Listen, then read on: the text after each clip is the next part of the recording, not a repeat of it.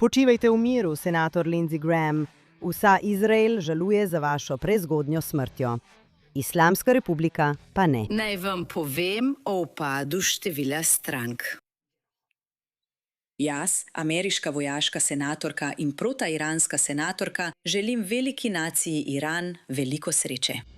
To je sporočilo iz Irana in ključno je, da naši gledalci in poslušalci razumejo, da v Iranu ni neodvisnih medijev in da državna radiotelevizija predvaja uradno linijo režima.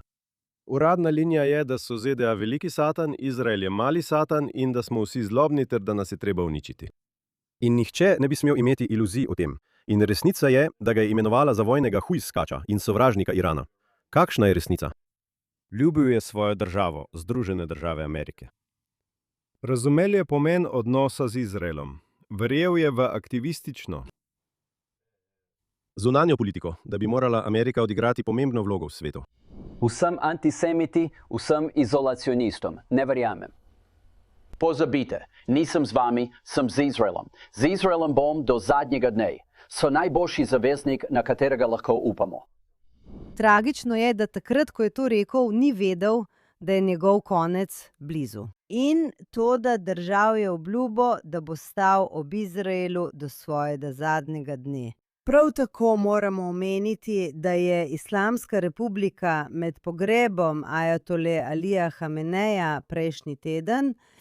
Fotografija Lindseyja Grahama je bila ena izmed tistih, ki so jih držali protestniki, pristaši režima, s tarčo na njegovem obrazu.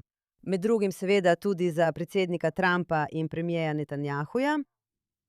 Torej najprej, profesor, ko rečete pristaši režima, jim delate uslugo, Ruti. To so izgredniki, ki jih režim pripelje z avtobusi, so organizirani. Ko rečete protestniki, lahko ljudje pomislijo, da so tam dejansko zaradi svoje svobodne volje. Pogosto se od teh ljudi to pričakuje, delajo v organizaciji, kjer vsi pridejo ven in veste.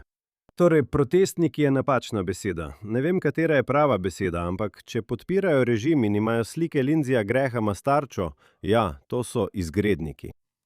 Ampak pogovorimo se o tej temi in zakaj je Izrael žalosten. Ker Izrael ni žalosten samo zato, ker smo izgubili zelo dobrega prijatelja, kaj ne? Ameriški domoljub in oseba, ki je verjela v izraelsko-ameriško zavezništvo ter razumela pomen tega zavezništva za obe naši državi in za svet. Mislim, da je v Izraelu žalost tudi zato, ker se bojimo, da izgubljamo ljudi, kot je Lindsey Graham, in da ne bo še 100 Lindseyjev Grahamov, ki bi ga nadomestili. To vzbuja skrb. Najprej pogledamo Demokratsko stranko in vidimo, da če želiš kandidirati za predsednika, moraš vstati in reči, da si proti Izraelu in da sovražiš Netanjahuja. Zdaj skoraj kot lakmusov test, če želiš zmagati na demokratskih predizborih. In videli smo senatorje, ki jih, veste, niso imeli zadev levega krila stranke. Ampak ker razmišljajo o predsedniških, volitvah in kandidaturi, morajo nekako začeti na ta način. S tem, ko rečejo, veste, je skoraj kot da postane nekakšen verski obred. Na demokratskih predizborih ne bom prišel nikamor, če ne rečem nekaj negativnega v Izraelu. In na drugi strani imamo Groypers v republikanski stranki in njihovo množično občinstvo v svetu podcastov, ja, in tako naprej. In Izraelu in pri vseh ljudeh, ki cenijo odnos med ZDA in Izraelom, je to resnična skrb. Mislim, da smrt Lindseyja Grahama ne gre le zanj, ampak ali se premikamo proti koncu obdobja tako trdnega in tesnega prijateljstva med državama. Ne, to je odličen argument in tudi odličen argument glede pogreba v Teheranu. In imaš prav, so nasilneži. Mnoge med njimi so, kot si rekla, pripeljali z avtobusi in so resnično barbari, ki verjamejo v džihad, globalni džihad in ubijanje nedolžnih. Kar se tiče Lindseyja Grahama, pa je pomembno poudariti, da je bil leta 2016 zelo kritičen do predsednika Trumpa v času pred volitvami, ker je tudi sam kandidiral v republikanskih predizborih. Toda potem, ko je bil Trump izvoljen, se mu je začel vedno bolj približevati. Prej da je zasmehoval, zmerjal ga je. Kasneje pa je začel Trumpa kot predsednika občudovati in mu je od takrat naprej ostal zvest. Tako zelo, da je, ko je Trump govoril, da dajemo vsem tem pogajanjem z Islamsko republiko priložnost prek Steva Witkoffa in J.D. Vansa, Steva Witkoffa in Jareda Kushnerja, Lindsey Graham je objavil na družbenih omrežjih, da je najprej šel govoriti s Trumpom in ga je Trump pomiril. Zato se je počutil pomirjenega. In moram reči, da sem bila tudi jaz malo nervozna. Sem si mislila, ali to pomeni, da se bo z vsem, kar Trump reče, strinjal? Ne, mislim, da ni tako. Mislim, da se je za zaprtimi vrati zgodilo nekaj drugega. Trump ga je pomiril, da če pogajanja ne bodo šla dobro, kar verjetno tudi ne bodo, kot je Trump v zadnjih nekaj dneh zelo jasno povedal, naj ne skrbi, ne bo podpisal ničesar, kar bi škodilo Združenim državam ali Izraelu. In da daje temu priložnost, ker se tako pač ravna. Poleg tega moramo govoriti o množičnih bombardiranjih, ki so se dogajala tako strani Irana, kot tudi o povračilnih napadih Združenih držav v zadnjih nekaj dneh. Zelo, zelo zanimivo je, ker teoretično, kar mi po memorandumu o soglasju in po mnenju ljudi, ki so ga zagovarjali in podpirali, dogovor med Washingtonom in Teheranom naj bi bili v 60-dnevnem obdobju zatišja. In predvideno so bila pogajanja o tem, kaj se zgodi po 60 dneh, glede res težkih vprašanj iranskega jedrskega programa. Toda resnica je, da je bil memorandum podpisan, Iranci pa ga ne spoštujejo. Celo teh skromnih zavez. Najprej in predvsem, da so ožine odprte za trgovino, da lahko nafta prehaja skozi ožine, kaj ne? Tega so se tako hitro odrekli, kaj ne? In zelo sem... To je kot tisto, kar je Trump rekel Lindseyju Grahamu. Pravzaprav tolažbo in upanje najdem v tem, da se Trump temu ne uklanja. On pravi, če streljate na ladjo, če poskušate blokirati ožino, v nasprotju z določili memoranduma o soglasju, boste plačali ceno in takoj plačali ceno. In mi bomo streljali. Ne bomo vam dovolili, da to storite. In to me daje misliti, kaj ne, če že v nekaj tednih po podpisu sporazuma, pa mislim, da še nismo niti na polovici, 60 dni, veš, Amerika strelja na Iran, ker je v to prisiljena, ker Iranci kršijo dogovor in to naj bi bil tisti enostavni del.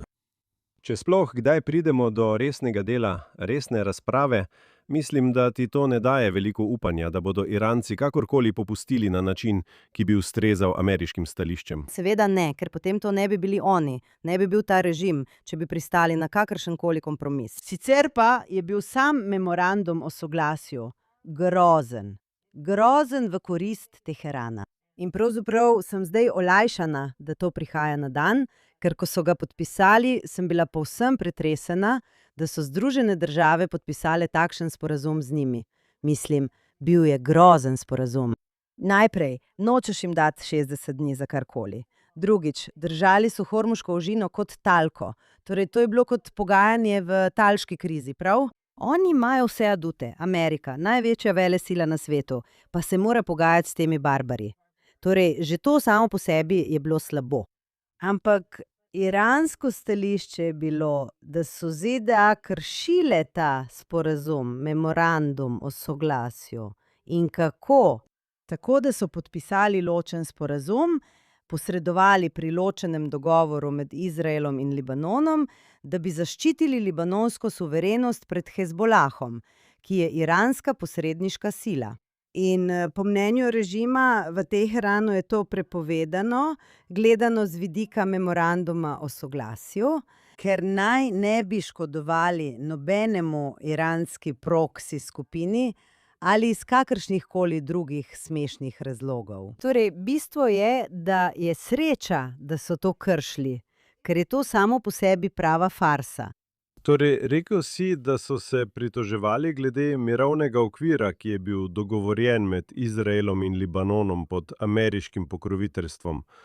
Ampak to je samo izgovor, to je alibi, seveda, seveda. Pravi razlog, in to bi moralo vse spodbuditi k razmisleku, kaj ne? Iranci se strinjajo in to tudi uradno podpišejo, ja. S Pakistanci in Katarci vsi to vedo, ja, da bi ožine bile odprte.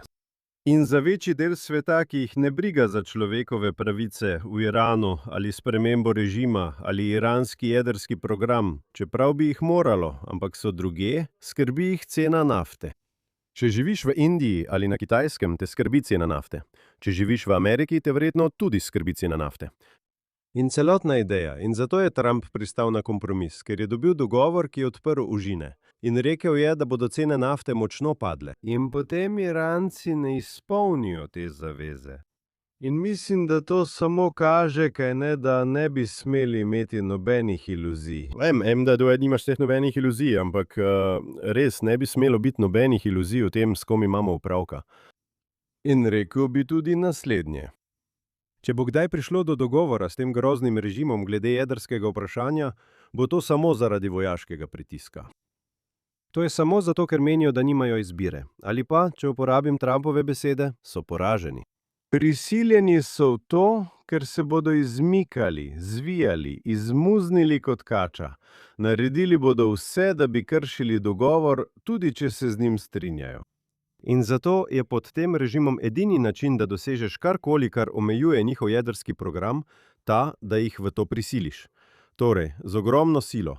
Ja, vojaško in mimogrede tudi ekonomsko, ker mislim, da je bila sramota, da se je Trump odločil, da je memorandum o soglasju povzročil, da je Trump sprostil svojega. Veš, ko je Iran zaprl Hormuško ožino, je Trump rekel, ja, vam bom že pokazal. In jim je uvedel embargo, da niso mogli dobiti ali prodajati nafte. To je bila pametna poteza, ker je dejansko delovala.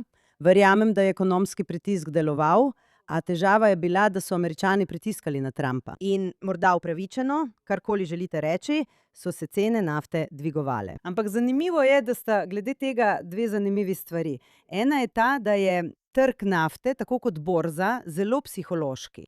Tako da, če nekdo reče, da se bo nekaj zgodilo, včasih delnice padajo čez noč ali pa zrastejo naslednji dan.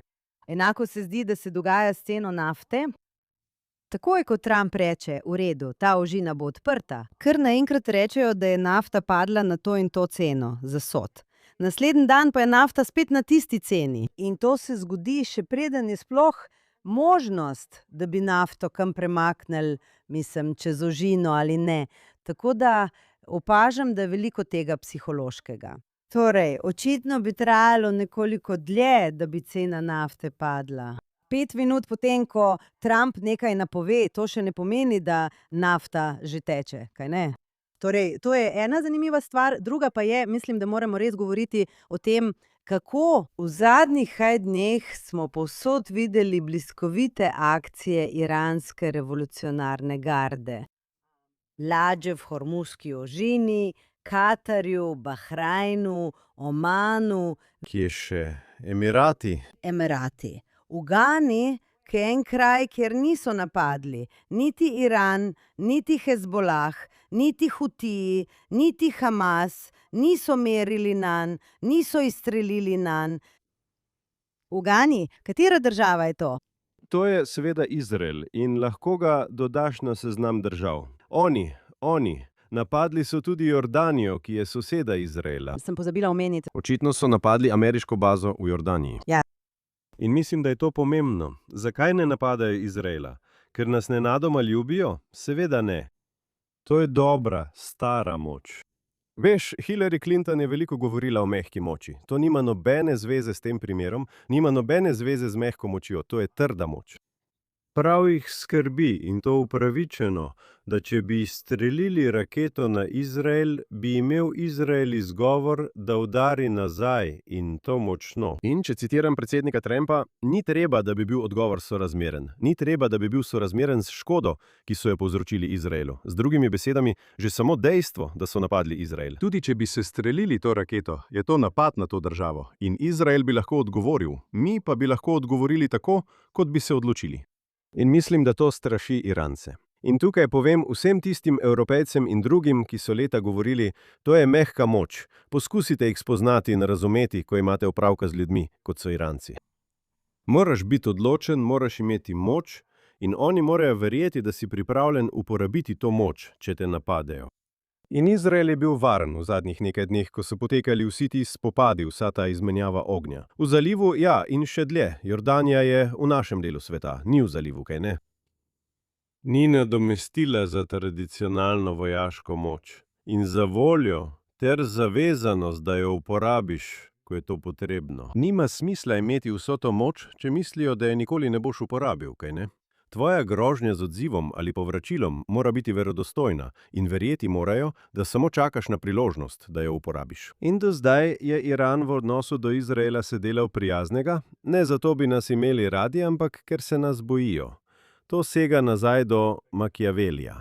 Radi imamo, da nas imajo ljudje radi, ampak še pomembneje je, da se te popolnoma bojijo. In da so grozili Netanjahuju in vsemu temu, da so tudi na njihovih shodih plakati, kjer je na njegovi glavi tarča, ampak niso izstrelili več nobenih raket. In mimogrede, vedo, da so izraelske obrambne sile in letalstvo, da smo vsi pripravljeni. In ena stvar, ki se je Izrael naučil v zadnjem letu, je, da Iran ni tisti bav, za katerega smo mislili, da je. Z drugimi besedami, pripravljeni smo in smo močni, njihova zračna obramba je onesposobljena, njihova vojska je oslabljena, marsikaj jim je odpovedalo in mi smo pripravljeni. Če bi izstrelili raketo, kot sem rekla, bi jim to zelo škodovalo. Ampak to nas pripelje do druge besede, ki jo lahko. Naj dodam še eno stvar. To kaže, da Iranci razumejo moč in se je bojijo, to pa dejansko pomeni, kaj bi moral storiti Trump. Trump bi jih moral prepričati z uporabo moči, da nimajo druge izbire, kot da spoštujejo svoje obveznosti po memorandumu o soglasju. In ko pride do resnih pogajanj, če sploh kdaj pridemo do resnih pogajanj o jedrskem vprašanju, nimajo druge izbire, kot da ukinejo svoj program. V nasprotnem primeru se bodo soočili z vojaškim besom Združenih držav in Izraela. To je edini način, da to deluje. Prav, edina stvar, s katero se ne strinjam s tabo. Seveda se s tem strinjam, razen z besedama pogajanja in dogovor. Združene države morajo Iranu pokazati, kdo je glavni. In vse, kar si rekla, je prav. Morajo vedeti, da obstaja vojaška sila, pripravljena jo uporabiti, in da so to vojno izgubili, kar tudi so. Ampak težava tukaj je, da je v Srednjem vzhodu zaznava zelo pomembna. In če začnejo in ko slišijo, da si Washington želi pogajanj, to vidijo kot šibkost. Zato ne, če ne kaj. Donald Trump mora reči, če želite preživeti in če želite še kdaj nahraniti svoje ljudi, dali nam boste jedrski prah, izpolnili boste vse naše zahteve, nimajo memoranduma o soglasju in ni pogajanj. Mi smo zmagali, vi ste izgubili. In trenutno iranski režim tega jasnega sporočila ne dojema. To pa nas pripelje do besede odvračanje, ker ste rekli, res je, Izrael ima trdo moč in tako naprej. Veste, pomembno je govoriti o tem, ne samo pred umestnimi volitvami v Ameriki, ampak tudi pred volitvami v Izraelu, ki se bodo zgodile. To se bo zgodilo približno teden dni narazen, v redu, zdaj imamo datum volitev, to bo približno teden dni narazen. In zakaj je to pomembno? Zato, ker tabori proti Netanjahuju in proti Trumpu poskušajo širiti pripoved, da smo mi, Amerika in Izrael, izgubili vojno. Čeprav v resnici nismo izgubili vojne. Eden od načinov za to je reči, vidite, ves ta čas, od 7. oktobra, je Izrael preživel v Gazi, zdaj pa govorimo o Libanonu in Iranu. Skoraj 3 leta smo se borili. In zakaj? Nimamo nobene odvračilne moči. To nenehno slišimo od nasprotnikov, od opozicijskih sil, pa tudi v Ameriki, od New York Timesa do vseh drugih. Ta ideja, da smo vse to naredili za manj, ker smo izgubili in mislim, da moramo to za trenutek pojasniti. Vem, da bi si želel, da bi bili danes v boljši situaciji, kot smo. V redu, rad bi videl, da je Hezbolah razorožen. Želim si, da je Hamas razorožen. Želim si, da režim v Iranu pade. To je moj seznam želja, v redu. In v primerjavi z mojim seznamom želja Marka Reagana, za njim zaostajamo. In jaz. Želel bi si, da bi bili v času od 7. oktobra v boljšem položaju. V redu. Kljub temu, ali je sploh kakšen dvom, da smo, glede na vse, kar se je zgodilo? Ne takoj, oprosti. Smo v bistveno boljšem položaju, kot smo bili prej, ali se je naša strateška situacija izboljšala? In odgovor je, mislim, odločno pritrdilen. Ni, da ne bi bilo izzivov, ni, da ne bi bilo še dela, zagotovo je še vedno treba veliko narediti. Ampak tisti, ki pravijo, da smo izgubili, ne gledajo realnosti. V Gazi nadzorujemo 60%, celo do 70% območja Gaze. Obstaja varovalni pas izraelskih vojakov, ki varujejo našo civilno skupnost. Včasih smo bili iz oči v oči s Hamasom, ki je gledal na naša naselja in so lahko kadarkoli vdrli čez mejo. Moč Hamasa je le še delček tiste, ki je imel prej. Zdaj bi rad, da bi bili popolnoma izkoreninjeni. V redu, to bo morda vzelo več časa, ampak če rečeš, da je Hamas eden, kako lahko trdiš, da je to neracionalno, kaj ne? Z Libanonom je enako. Spomnim se, in o tem sva že govorila v podkastu, kako sem sedel na vladnih sestankih, ko sem bil državni uslužbenec. Ja, in potem so ljudje govorili, ljudje so obveščali ministre iz vojske, iz obveščevalnih služb in govorili: Hezbolah ima 150 tisoč raket in lahko izstrelijo salve, ki bodo premagale našo zračno obrambo. In imeli bomo več 10 smrtnih žrtev na območju Tel Aviva, kaj ne? In bili so te. Danes je Hezbolah, tako kot Hamas, le še senca samega sebe. Ali še obstaja? Da, ali je še kaj dela? Da, vendar ste to grožnjo bistveno zmanjšali. To je bila tako resna grožnja za ljudi v Izraelu, kaj ne? In za ljudi v Libanonu, ter za ves svet. Da, in poglejte, Iran. V redu, recimo, da jutri ne dosežemo ničesar. Prav, in upam, da to ne drži. Upam, da lahko še vedno dosežemo več. Ampak tudi tam, kjer smo danes. Njihov jedrski program je za več let nazadoval, rad bi, da bi bil popolnoma uničen, ampak to, da je nazadoval za več let, tudi ni slabo, kaj ne? Njihova zračna obramba uničena, njihovo gospodarstvo uničeno, prav.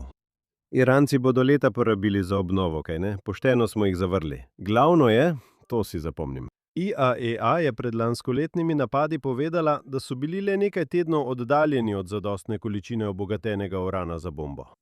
Danes so oddaljeni več let. Lahko bi rekli, da nas to še vedno mora skrbeti in nas tudi mora. Ampak to je pomemben, precejšen.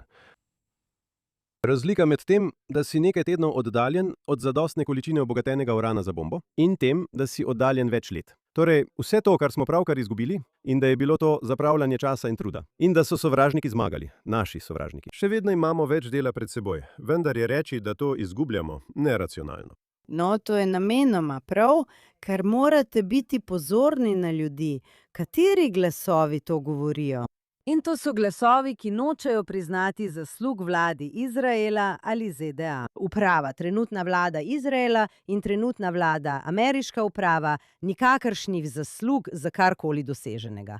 Torej, najprej je to politično, ni samo neracionalno, na nek način je zelo racionalno, prav? To je ena stvar. Ampak drugo je, da so to prav ti ljudje. Prav, in to bom zdaj povedala, to vključuje ljudi v izraelski vojski, obveščevalnih službah, različnih drugih področjih in politiki ter v ameriški politiki. Prav ti ljudje so dejansko zavlekli dosego popolne zmage na vseh frontah, mimogrede. In ko rečem nas, mislim Združene države Amerike in Izrael. Zaradi premiri in odlašanja. In spet v Gazi, med vojno v Gazi, bi se stvari odvijale hitreje, če nam ne bi bile roke zvezane. In enako je danes. Veliko tega, kar traja predolgo in še ni končano in tako dalje, je povezano prav s tistimi ljudmi, ki so kritični do tega. Saj so prav oni odgovorni za to, da zahtevajo ustavitev.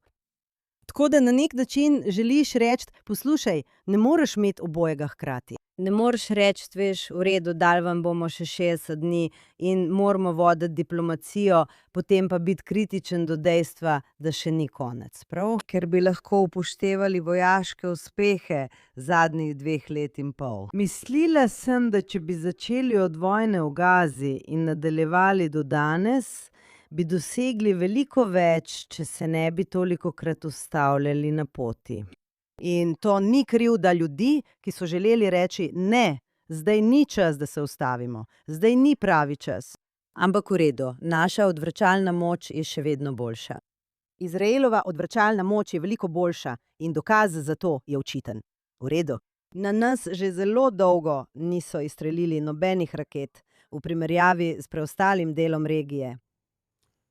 Torej, najprej recimo, da govorimo o tem trenutku in ne vemo, kaj se bo zgodilo jutri. Odvračanje je prilagodljivo, ja, in to vemo, ampak dobro je, da zaenkrat deluje, kaj ne? In morda bomo morali v prihodnosti narediti kaj, da to odvračanje še okrepimo. Da odvračanje je vedno nekaj, kar je zamenljivo, prilagodljivo, je fluidno. To je prava beseda. Fluidno.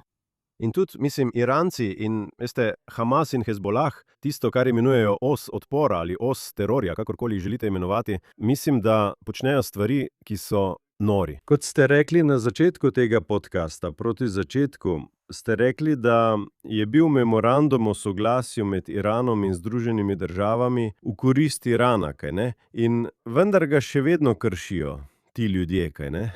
Tudi če je v njihovem interesu, da ohranijo dogovor, tega ne morejo. Ne morejo si pomagati. Vidijo ladjo, hočejo jo napasti, kaj ne? Ne pravim, da so nori, so pametni, ja, ampak so nevarni. To je zame najbolj pomembno. Zdaj je Juan prej na kratko omenil, da imamo končno datum za izraelske volitve, bodo 27. oktobra, torej po vseh judovskih praznikih. In kar je zanimivo, to pomeni, da bo ta trenutna vlada oddelala celoten mandat. Zdaj pa naši ameriški gledalci in poslušalci verjetno pravijo, o čem govori Rick. Ker mislijo, veste, ameriški predsedniki so izvoljeni za 4 leta in so tam do 20. januarja, ter imajo poln mandat. Ampak imamo parlamentarno demokracijo v Izraelu, kot v Nemčiji, kot v Britaniji, kot v Avstraliji, kot v Kanadi. V Italiji. In to vodi do tega, da lahko vlade včasih izgubijo svojo parlamentarno večino in padejo prej, ne izpolnijo, ne opravijo svojega celotnega mandata. In v izraelski zgodovini večina vlad, ne le večina, ampak velika večina izraelskih vlad pade, preden se njihov mandat izteče. In to je zato, ker imamo proporcionalni volilni sistem, imamo veliko strank in vse vlade so koalicije. In ko se volitve približujejo, želijo različne stranke v koaliciji pokazati, zakaj so drugačne od drugih, ker želijo svoje volivce, želijo spodbuditi svojo bazo. In zato obstaja naravna težnja, da se vlade razpadejo. Dejstvo, da je to ena redkih izraelskih vlad, ki je služila celoten mandat. Glede na krizo zaradi sodne reforme in na to pokol 7. oktobra so upravičeno s prstom pokazali na vlado. Veste, kaj se tukaj dogaja? Vi ste odgovorni. Ne samo kritiki, tudi podporniki vlade so bili osupnjeni. Da. In potem smo imeli še talško dramo, in potem smo imeli vse krize od takrat naprej in boje v Gazi, ter boje v Libanonu, boje v Siriji, boje v Iranu in Hutije.